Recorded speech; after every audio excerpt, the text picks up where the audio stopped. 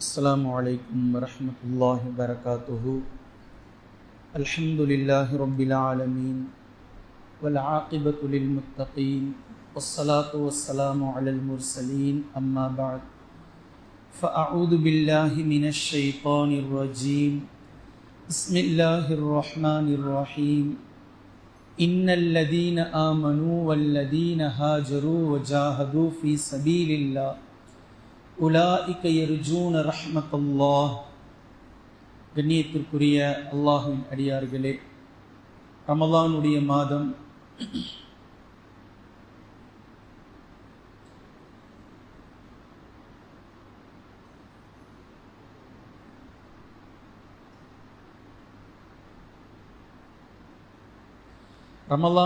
மாதம் நாம் எல்லாம் அடியெடுத்து வைத்திருக்கிறோம். இந்த ரமலானுடைய மாதத்தில் அல்லாஹு தாலா என்னென்ன அருள்வளங்களை சூழ செய்திருக்கின்றானோ ஒட்டுமொத்த அருள்வளத்தையும் அல்லாஹின் புறத்திலிருந்து அடையக்கூடிய அடியார்களுடைய பட்டியலில் அல்லாஹு தாலா நம்மை ஆக்குவானாக. முதல் நாளில் எந்த விதமான ஆரவாரமும் ஒரு ஆர்வமும் முஸ்லிம்களுக்கு தோன்றுகின்றதோ இதே ஆர்வம் இன்ஷா அல்லாஹ் கடைசி நோன்பு வரைக்கும், கடைசி இரவு தொழுகை வரைக்கும் அல்லாஹு தஆலா கொடுப்பதற்காக நாம் அத்தனை நபர்களுக்காகவும் துஆ செய்து கொள்வோம். கண்ணியத்திற்குரிய அல்லாஹ்வின் அடியார்களே, கடந்த வருடம் ரமலானுடைய இந்த இரவு தொடர் பயானில் நபி ஸல்லல்லாஹு அலைஹி வஸல்லம் அவர்களுடைய 10 வருட மதீனத்து வாழ்க்கை என்ற தொடரை பற்றி தொடர்ந்து நாம் பேசினோம். அதில் முடியுமான அளவிற்கு பேசியதில் 5 வருடங்களை மட்டுமே நம்மால் பேச முடிந்தது. இன்னும் 5 வருடங்கள் மீதம் இருக்கின்றது. இடைப்பட்ட காலத்தில் எத்தனையோ நபர்கள் அதை வெவ்வேறு விதமாக பேசுவதற்காக சொல்லியும் அது முடியாமல் போனது. எனவே இன்ஷா அல்லாஹ் மீதம் இருக்கக்கூடிய கடைசி 5 வருடம் நபி ஸல்லல்லாஹு அலைஹி வஸல்லம் அவர்களுடைய நுபுவத்தில் கடைசி 5 வருட வாழ்க்கை, மதீனத்தினுடைய 10 வருட வாழ்க்கையில் 2வது 5 வருட வாழ்க்கையை இன்ஷா அல்லாஹ் இந்த ரமலானில் சிறுக நாம் அதை காண இருக்கின்றோம். அதற்கு முன்னால் ஒரு சில செய்திகளை ரமலானை பற்றி நாம் தெரிந்து கொள்ள வேண்டும். இன்ஷா அல்லாஹ் வழக்கம் போல இன்று முதல் இந்த பயானை தொடர்ந்து தெளிவாக நினைவூட்டலாக இன்ஷா அல்லாஹ் கேட்டு வாருங்கள். ரமலானுடைய கடைசியில் உங்களுக்கான பரீட்சை நடத்தப்படும். பரீட்சையில் அத்தனை நபர்களும் கலந்து கொள்ளலாம், வயது வித்தியாசம் இல்லை. ஆண்கள், பெண்கள், சிறியவர்கள், பெரியவர்கள், ஆலிமாக்கள் அல்லாதவர்கள் என்ன அத்தனை நபர்களும் கலந்து கொள்ளுங்கள். இன்ஷா அல்லாஹ் உங்களுடைய கல்வி தேடலை, கல்வியினுடைய நினைவாற்றலை அதிகமாக்கி கொள்ளுங்கள். உங்களுடைய பரீட்சைக்கான சன்மானமும் இன்ஷா அல்லாஹ் அதற்கு பின்னால் வழங்கப்படும் என்ற வழமையான அந்த விஷயத்தை நான் நினைவூட்டிக் கொள்கின்றேன். அதே போன்று இன்னொரு முக்கியமான விஷயம் என்னவென்றால், பயானை கேட்பவர்கள் அல்லது ஆடியோவில் கேட்பவர்கள் அநேக மக்கள் இருக்கிறாங்க. பயான் சென்று விழுந்ததும் அதை 24 மணி நேரத்திற்குள் கேட்டு விடுவார்கள். இன்னும் சிலர் இருக்கிறார்கள், அதை அப்புறமாக கேட்டுக்கொள்ளலாம். குறிப்பாக பெண்கள், அவர்களுக்கு குடும்பத்தில் பல வேலைகள் இருக்கும்.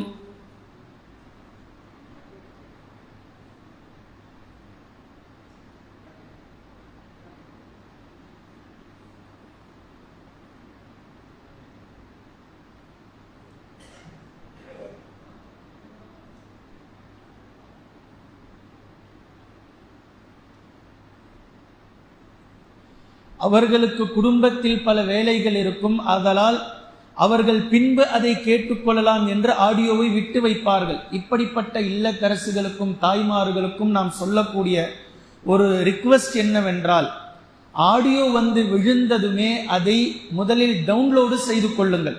நீங்க அப்படியே விட்டு வைத்தால் பின்பு 2 நாட்கள் 3 நாட்கள் கழித்து அதை நீங்கள் கேட்கலாம் என்று எடுக்கும்போது ஆடியோ இருக்காது, அது டவுன்லோட் ஆகாது. எனவே தயவு செய்து விழுந்தவுடன் டவுன்லோடு செய்து கொள்ளுங்கள். பின்பு அதை எப்போது வேண்டுமானாலும் நீங்கள் கேட்டுக்கொள்ளலாம் என்பதை நான் நினைவூட்டிக் கொள்கின்றேன்.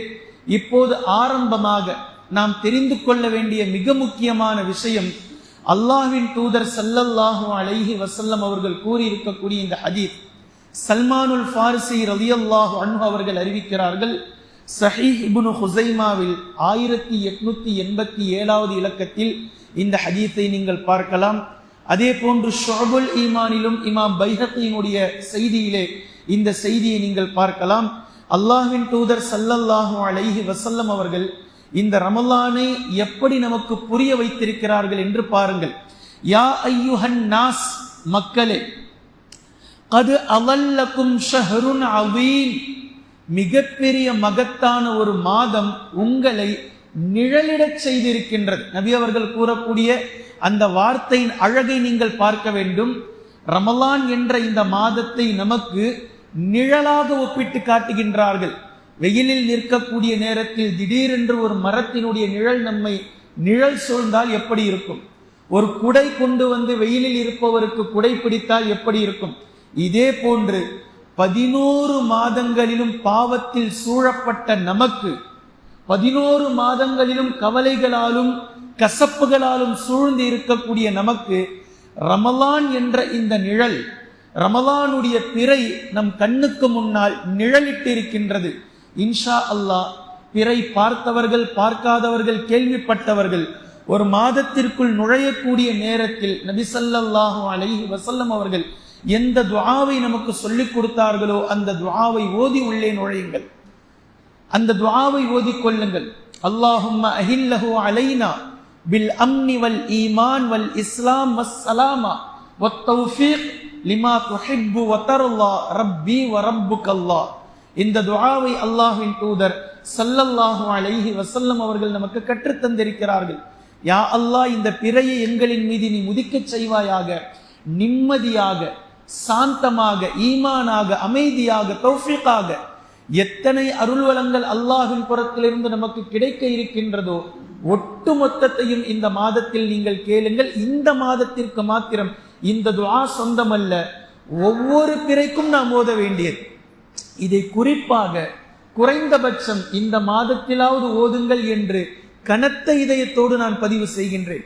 இப்ப நபி ஸல்லல்லாஹு அலைஹி வஸல்லம் அவங்க சொல்றாங்க, கது அவல்லக்கும் ஷஹ்ருன் அவீம், மகத்தான ஒரு மாதம் உங்களை நிழலிட்டு இருக்கின்றது, அது ரமலான்.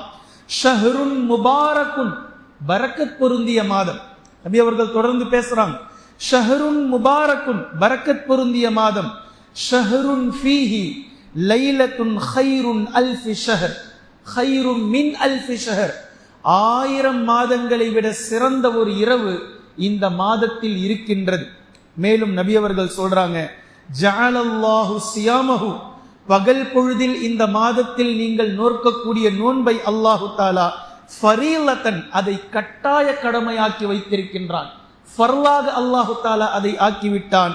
வ கியாம லைலிஹி ததவ்வஅன், இரவு நேரத்தில் நீங்கள் நிற்கக்கூடிய அந்த நிலை, தொழுகையில் இரவு நேர தொழுகையை அல்லாஹு தஆலா உபரியாக ஆக்கியிருக்கின்றான். பகல் பொழுதில் நோக்கக்கூடிய நோன்பு கட்டாய கடமை, ஃபர்ல்.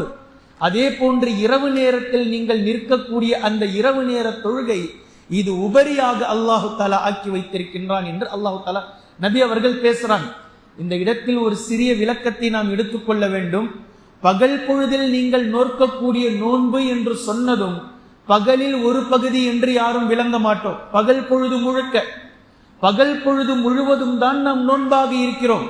அதே போன்று இரவிலே நின்று வணங்குதல் அல்லாஹு தஆலா நஃபீலாக ஆக்கியிருக்கின்றான் என்பதை மாத்திரம் யாரேனும் ஒருவர் 1 மணி நேர தராவி தொழுகையை பற்றி நபி அவர்கள் பேசுகிறார்கள் என்று சொன்னால் அவருடைய புத்தி கூர்மை எவ்வளவு என்பதை நீங்களே கணக்கில் வைத்துக் கொள்ளுங்கள்.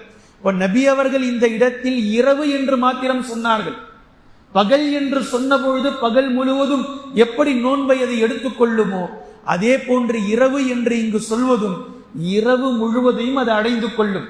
பின்பு இரவிலே நின்று வணங்குதல் எதை வைத்து நாம் அளவுகோலாக இருப்பது?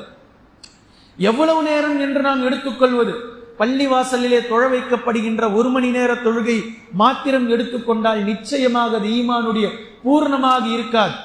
சூரத்துல் முஸம்மிலில் அல்லாஹு தஆலா பேசுகின்றான், வரத்தினில் குர்ஆன தர்தீலா, குர்ஆனை கொஞ்சம் கொஞ்சமாக நாம் எப்படி நபி அவர்களுக்கு இறக்கி வைத்தோமோ 23 ஆண்டு காலமும் இதே போன்று இரவிலே நீங்கள் நின்று கொஞ்சம் கொஞ்சமாக ஓதுங்கள். அதை உங்களுடைய மனதிற்குள் நீங்கள் இறக்குங்கள்.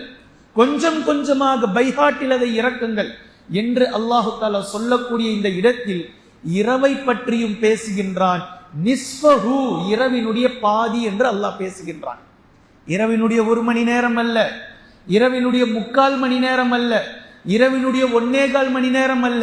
நிஸ்ஃபஹு, இரவினுடைய பாதி. இரவினுடைய பாதி எவ்வளவு என்பதை நீங்கள் எடுத்துக்கொள்ளுங்கள். நிஸ்ஃபஹு அவின் குஸ்மின்ஹு கலீலா, அல்லது அந்த பாதியில் கொஞ்சம் குறைத்துக் கொள்ளுங்கள், அல்லது ஔசித அலைஹி, பாதியிலிருந்து கொஞ்சம் கூட்டிக் கொள்ளுங்கள். பாதி இரவு என்பது ஸ்டாண்டர்ட். பாதியிலிருந்து கொஞ்சம் குறைங்க, அல்லது பாதியிலிருந்து கொஞ்சம் நீட்டிக் கொள்ளுங்கள். இந்த பாதி என்பது ஸ்டாண்டர்ட். அல்லாஹு தாலா சொல்லக்கூடிய வார்த்தை, உங்களுக்கு கொஞ்சம் உடல்நிலை கசப்பா இருக்குதா, கொஞ்சம் குறைச்சிக்குங்க. இல்ல உங்களுடைய உள்ளத்தில் ஈமான் அளவுக்கு அதிகமா இருக்குதா, பாதியை விட இன்னும் கொஞ்சம் கூட்டிக் கொள்ளுங்கள். ஆனா எப்பவுமே சரி, இந்த 1 மணி நேரம் 1.25 மணி நேரம் இது நஃபீல் தான். மீண்டும் சொல்கின்றேன், இது நஃபீல், உபரியானது. இதை செய்யல அப்படின்னா அல்லாஹ் குற்றம் பிடிக்க போறதில்லை. என்றாலும் உங்களுடைய ஈமான் வலுவாக ஆக்குவதற்காக இரவு நேரத்தில் குர்ஆனையும் தொழுகையை கொண்டும் நீங்கள் அல்லாஹ்விடத்தில் நெருங்குங்கள். பள்ளிவாசலில் ஆர்வப்படுத்துவதற்காக இது தொழுகை. 8 ரக்காத் 20 ரக்காத் உங்களுடைய ஆர்வத்தை கூட்டுவதற்கானது இது. ஆனால் நீங்கள் வீடுகளுக்கு சென்று அல்லாஹுடன் உங்களுடைய இரவில் எவ்வளவு உங்களால் முடியுமோ தொழுகையையும் குர்ஆனையும் கொண்டு அல்லாஹ்விடத்தில் நீங்கள் இபாதத்திலே இறங்குங்கள் இன்ஷா அல்லாஹ். அதுதான் ரமலானுடைய முழுமையான உயிர்ப்பித்தல். இதை நபி ஸல்லல்லாஹு அலைஹி வஸல்லம் பேசுறாங்க. ஜஅலல்லாஹு சியாமஹு ஃபரீலா, பகலுடைய நோன்பை அல்லாஹு தஆலா கட்டாய கடமையாக்கி விட்டான். வ கியாம லைலிஹி, ரமலானுடைய இரவிலே நின்று வணங்குதலை ததவ்வுஆ, அதை நஃபீலாக உபரியாக எக்ஸ்ட்ராஸாக ஆக்கி இருக்கின்றான். முடியுமான அளவிற்கு அதை செய்யுங்கள். நீங்க செய்யலனா அல்லாஹு தஆலா குற்றம் பிடிக்க மாட்டான். ஆனால் உங்களுடைய ஈமான் எவ்வளவு ஆழமானது, எவ்வளவு வலுவானது, எவ்வளவு மஸ்பூத்தானது என்பதை நிரூபிக்கக்கூடிய நேரம் இந்த நேரம். ஏனைய மாதத்தில் நாம் எப்படி இருக்கிறோம் என்பது நமக்கு தெரியும், அல்லாஹுக்கு தெரியும். இந்த மாதத்திலாவது இன்ஷா அல்லாஹ் குறைந்தபட்சம் இரவு நேரத்தில் எவ்வளவு முடியுமோ அவ்வளவு அல்லாஹுக்காக வணங்குவதற்காக ஒதுக்குங்கள். ஹதீஸ் தொடர்ந்து போகுது. மன் தகர்ரப ஃபீஹி பிஹஸ்லதி மினல் கைரி, யாரேனும் ஒருவர் இந்த மாதத்தில் ஏதேனும் ஒரு நன்மையான காரியத்தை செய்தால், அந்த நன்மை ஃபர்லாக இருக்க வேண்டும் என்ற அவசியம் இல்லை. அது ஒரு சுன்னாவாக இருக்கலாம், அது ஒரு உபரியாக நஃபீலாக இருக்கலாம். யாரேனும் இந்த மாதத்தில் ஒரு நன்மையான காரியத்தை செய்தால், அது எதுவெனா இருக்கலாம். ஒரு சதகா, ஒரு 2 ரக்காத் உபரியாக தொழுவது, குர்ஆனை ஓதுவது, ஏதேனும் ஒரு அமல், ஏதேனும் ஒரு நன்மையான அமல், பிறரை பார்த்து புன்முறுவல் பூத்து சிரிப்பது, பிறருக்கு நல்ல வார்த்தை சொல்வது, பிறருக்கு ஒரு சிறிய உதவி செய்வது, எதுவாக இருந்தாலும் ஒரு நன்மையான அமலை இந்த மாதத்தில் ஒருவர் செய்தால், கமன் அத்தா ஃபரீலத்தன் ஃபீமா சிவாஹு, ரமலான் அல்லாத மாதத்தில் கடமையான அமலை ஒருவர் செய்தால் அதற்குரிய நன்மை என்னவோ அந்த நன்மையை அல்லாஹு தஆலா இந்த மாதத்தில் கடமை அல்லாத ஒரு நன்மைக்கு அல்லாஹு தஆலா கொடுத்து விடுவான். சொல்றது விளங்குச்சுங்களா? இந்த மாதத்தில் ரமலானில் கடமை அல்லாத ஏதேனும் ஒரு உபரியான காரியத்தை ஒருவர் செய்தால், ஏனைய மாதங்களில் கடமையான விஷயத்தை செய்வதற்கு எந்த நன்மையை அல்லாஹு தஆலா தருவானோ அந்த நன்மையை இந்த மாதத்தில் தந்து விடுவான். உதாரணமாக, இந்த மாதத்தில் யாரேனும் ஒருவர் 2 ரக்காத்துகளை தொழுதார், ஒரு நஃபீல் 2 ரக்காத்துகளை நஃபீலை தொழுதார். இப்போது அல்லாஹு தஆலா ரமலான் அல்லாத ஏனைய மாதத்தில் ஃபஜ்ருடைய 2 ரக்காத்துகளை கடமையான தொழுகையை தொழுதால் எவ்வளவு நன்மையோ அந்த நன்மையை அல்லாஹு தஆலா தருகின்றான். மேலும் வமன் அத்தா ஃபீஹி ஃபரீலத்தன், இந்த மாதத்தில் எவரேனும் ஒருவர் ஃபரலான அமல்களை செய்தால், ஃபர்லு நோன்பு ஃபர்லு, கடமையான தொழுகைகள் ஃபர்லு, இது போன்ற எதுவெல்லாம் இன்னும் ஃபர்லோ, ஜகாத், ஹஜ், எதுவெல்லாம் இந்த மாதத்தில் கடமையானதை ஒருவர் செய்தால், கமன் அத்தா 70 ஃபரீலத்தன் ஃபீமா சிவாஹு, ரமலான் அல்லாத மாதத்தில் எவரேனும் ஒருவர் 70 மடங்கு செய்யக்கூடிய அமல்கள் செய்த நன்மையை அல்லாஹு தஆலா இந்த மாதத்தில் ஒரு முறை கடமையை நிறைவேற்றுவதற்கு அல்லாஹு தஆலா பதிவு செய்து விடுகின்றான். அதாவது ஏனைய ஹதீஸ்ல இத நபி அவர்கள் எப்படி சொல்லி இருக்கிறாங்க, பொதுவா அல்லாஹ்வினுடைய நீதி எப்படிப்பட்டது என்றால், அல்லாஹ்வினுடைய கருணை, ஒரு நன்மை செய்தால் அதற்காக 10 நன்மையை அல்லாஹு தஆலா பதிவு செய்கின்றான். ஒரு நன்மை செய்தால் 10 நன்மை. ரமலானில் கடமையான விஷயத்தை ஒருவர் ஒரு நன்மை செய்தால் 700 மடங்கு பதிவு செய்து விடுகின்றார். 700 மடங்கு. இது ரமலானுடைய சிறப்பை நபி ஸல்லல்லாஹு அலைஹி வஸல்லம் அவர்கள் சொல்லி காட்டுறாங்க. மேலும் நபி அவர்கள் சொன்னார்கள், வஹுவ ஷஹ்ருஸ் ஸப்ர், இது பொறுமையின் மாதம் என்று சொன்னார்கள். மறுபடியும் சொல்றேன், இது பொறுமையின் மாதம். மீண்டும் சொல்கின்றேன், இது பொறுமையின் மாதம். பொறுமையை இழப்பதற்கான மாதம் அல்ல. ஏனைய மாதத்தில் எந்தெந்த விஷயத்தில் எல்லாம் நாம் அவசரப்பட்டோமோ ஒட்டுமொத்த அவசரத்தையும் தூக்கி மூட்டை கட்டி வைத்துவிட்டு, ரமலான் பொறுமையின் மாதம், எல்லா நிலையிலும் பொறுமையை மேற்கொள்ளக்கூடிய அடியார்களாக இன்ஷா அல்லாஹ் நாம் மாற வேண்டும். மேலும் வஸ்ஸபரு தவாபுஹு அல் ஜன்னா, பொறுமையினுடைய நன்மை கூலி அது சொர்க்கம்தான். நபி அவர்கள் சொல்றாங்க, ரமலானுடைய மாதம் பொறுமையின் மாதம், பொறுமைக்கான கூலி சொர்க்கம். மேலும் சொல்றாங்க, வஷஹருல் முவாசாதி, வஷஹருல் முவாசாதி, முவாசாத் என்றால் அன்பு, பண்பு, பாசம், பரிவு, உதவி, சதகா, ஜகாத், பிறருக்கு நன்மையை நாடுதல், பிறருக்கு நலவை நாடுதல், ஒட்டுமொத்தத்தையும் சேர்த்து அரபியில் சொல்லப்படக்கூடிய வார்த்தை தான் முவாசாத். இது ஒட்டுமொத்தத்தையும் உள்ளடக்கிய மாதம் ரமலானுடைய மாதம்.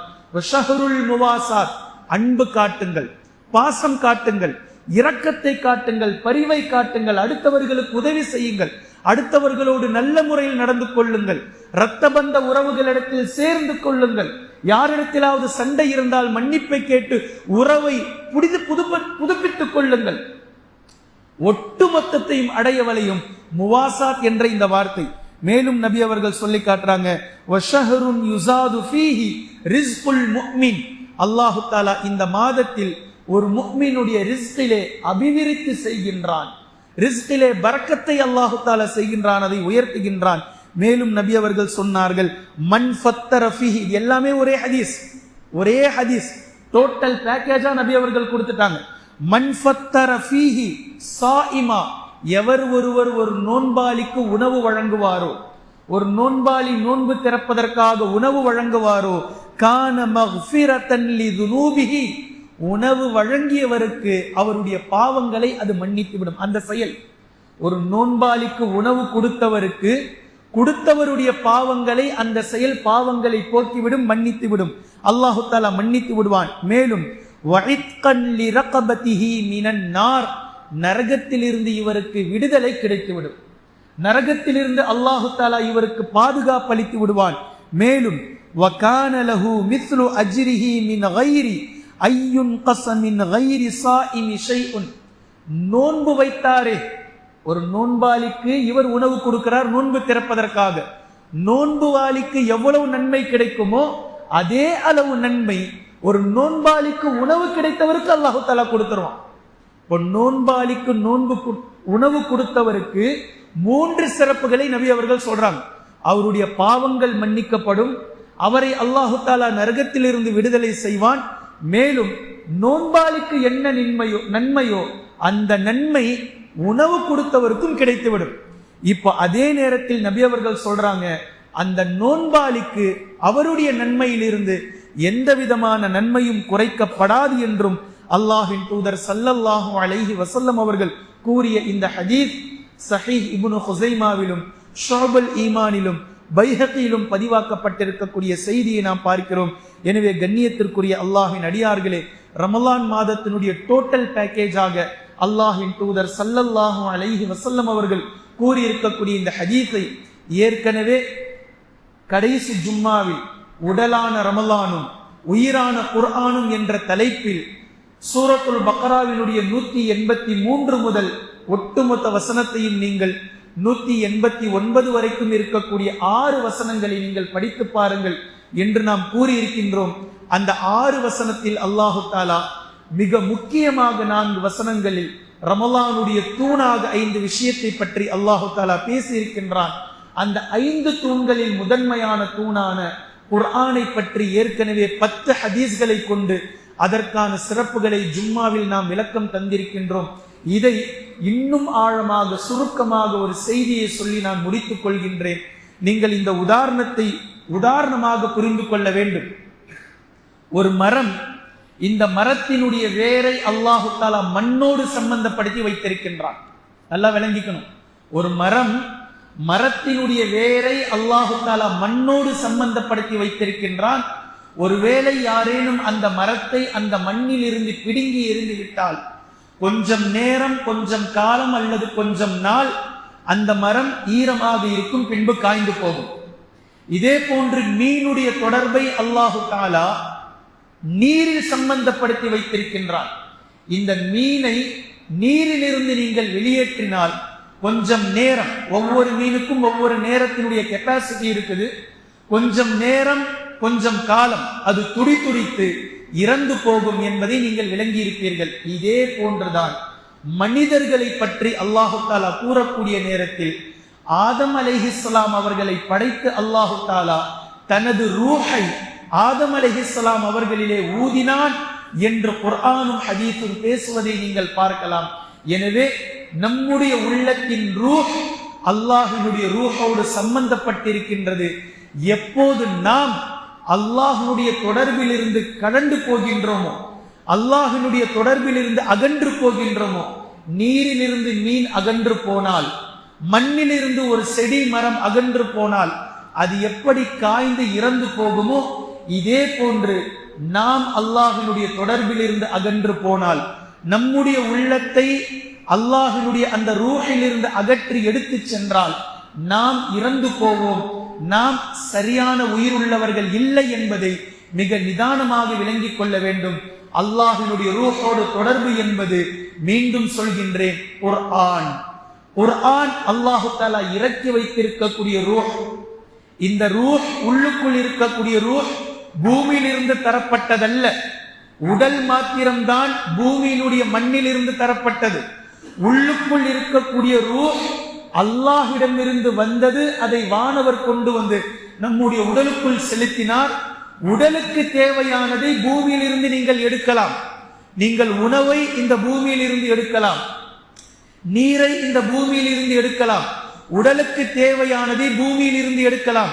ஆனால் ரூஹுக்கு தேவையானதை ரூஹாக மேலிருந்து வந்த குர்ஆனில் இருந்து மாத்திரம்தான் நீங்கள் எடுக்க முடியும். இதை எடுத்து உங்களுடைய ரூஹை நீங்கள் சுத்தம் செய்யாவிட்டால், குர்ஆனை எடுத்து உங்களுடைய ரூஹுக்கு நீங்கள் பெட்ரோல் போடாவிட்டால், குர்ஆனை எடுத்து உங்களுடைய ரூஹுக்குள் நீங்கள் ஊடுருவாவிட்டால், அதை செய்யாவிட்டால் ரூஹ் நாசமாகும், ரூஹ் இறந்து போகும். உடலில் இருக்கக்கூடிய உயிருக்கு எந்த மதிப்பும் அல்லாஹ்விடத்தில் இல்லை. ரூஹுக்கான மதிப்பு மாத்திரமே அல்லாஹ்விடத்தில் உயிராக கருதப்படுகின்றது. எனவே கண்ணியத்திற்குரிய அல்லாஹ்வின் அடியார்களே, இந்த ரமலான் நம்முடைய உள்ளங்களை தூய்மைப்படுத்த வேண்டிய மாதம். ரமலான் ரெஸ்ட் எடுக்க வேண்டிய மாதம் அல்ல. ரமலான் தர்பியாவினுடைய மாதம், தஸ்கியாவினுடைய மாதம், முஹாசபாவினுடைய மாதம். இந்த மூன்றையும் எழுதி வைத்துக் கொள்ளுங்கள். தஸ்கியா, முஹாசபா, தர்பியா. உள்ளத்தை தூய்மைப்படுத்திக் கொண்டே இருங்கள். குர்ஆனை கொண்டு, நோன்பை கொண்டு, திக்ரை கொண்டு, ஹலாலை கொண்டு. அல்லாஹு தஆலா எதையெல்லாம் நம்மை உள்ளத்திற்கு நிம்மதி என்று சொல்கின்றானோ அதை கொண்டு உங்களுடைய உள்ளங்களை தூய்மைப்படுத்திக் கொண்டே இருங்கள். பின்பு இரண்டாவது முஹாசபா, கணக்கெடுங்கள். இப்ப நம்ம வீட்டுக்கு போவோம், உறங்குவதற்கு முன்னால் ஒரு பேனாவையும் பேப்பரையும் எடுங்கள். இன்று நான் ஃபஜ்ரில் இருந்து இதுவரைக்கும் என்னென்ன செய்தேன், நன்மையானதை என்னென்ன செய்தேன், பாவமானதை என்னென்ன செய்தேன், எத்தனை நன்மையான வார்த்தைகளை நான் பயன்படுத்தி இருக்கிறேன், எத்தனை ஜுஸ்களை நான் ஓதினேன், எத்தனை சூறாக்களை ஓதினேன், இன்றைய தினம் ஃபர்ல், சுன்னத், நஃபீல் மொத்தமாக நான் தொழுத ரக்காத்துகள் எத்தனை, குர்ஆனில் இருந்து ஹதீஸில் இருந்து நான் கற்ற கல்வி என்ன, ஹதீஸில் இருந்து நான் கற்ற கல்வி என்ன, நேற்று வரை மனனம் இல்லாத சூறாவை இன்று நான் எதை மனனம் செய்தேன், நேற்று வரை எந்த வசனத்திற்கு பொருள் தெரியாமல் இருந்தது, இன்று எந்த வசனத்திற்கு நான் பொருளை தெரிந்து கொண்டேன், எல்லாவற்றையும் கணக்கில் எடுங்கள். கணக்கில் எடுத்ததற்கு பின்னால் நாளைய தினம் மீண்டும் புதுப்பொழிவோடு தர்பியாவில் இறங்குங்கள். எந்த விஷயமெல்லாம் நன்மையில் நாம் கோட்டை விட்டோமோ அதை மெருகேற்ற வேண்டும். அதை அளவுக்கு அதிகமாக கூட்ட வேண்டும். இன்று 2 ரக்காத்துகள் தான் அதிகப்படியாக நாம் தொழுதோம் என்றால் நாளை அதை 4 ரக்காத்துகளாக ஆக்க வேண்டும். இன்றைய தினம் 1 சூறாவைத்தான் நாம் மோதி இருந்தோம் என்றால் நாளை அதை 2 சூறாவாக ஆக்க வேண்டும். அதை தர்பியாவிற்கு கொண்டு வர வேண்டும், பயிற்சி எடுக்க வேண்டும். ஒரு ஜோனல் இருக்கு, ஒரு கேம் இருக்கு, ஏதேனும் ஒரு பயிற்சிக்காக இவர் வெற்றிக்காக கடைசி ஃபைனலுக்கு போறார் அப்படின்னா மக்கள், இளைஞர்கள் அதற்காக எப்படியெல்லாம் பயிற்சி எடுக்கிறார்கள், எப்படியெல்லாம் சென்று ட்ரைனிங் எடுக்கிறார்கள். ட்ரைனிங் எடுக்கக்கூடிய மாதம் ரமலானுடைய மாதம். ஏனைய 11 மாதங்கள் வரை நம்முடைய மௌத்து வரைக்கும் நாம் எப்படி வாழ வேண்டும் என்பதற்கான வாழ்வியலை நடைமுறைக்கு கொண்டு வருவதற்காக பயிற்சி எடுக்க வேண்டிய மாதம் ரமலான். எனவே குர்ஆனை அளவுக்கு அதிகமாக மனனம் செய்யுங்கள், உள்ளத்தை தூய்மைப்படுத்துங்கள், தினம் தினம் அதை கணக்கிலெடுங்கள். எதுவெல்லாம் நிறைவாக தெரிகின்றதோ அந்த நிறைவை இன்னும் கூட்டுங்கள். எவையெல்லாம் குறைவாக இருக்கின்றதோ அந்த குறைவை நிவர்த்தி செய்வதற்கு ஒவ்வொரு நாளும் தர்பியாவின் மூலம் பயிற்சி எடுங்கள்.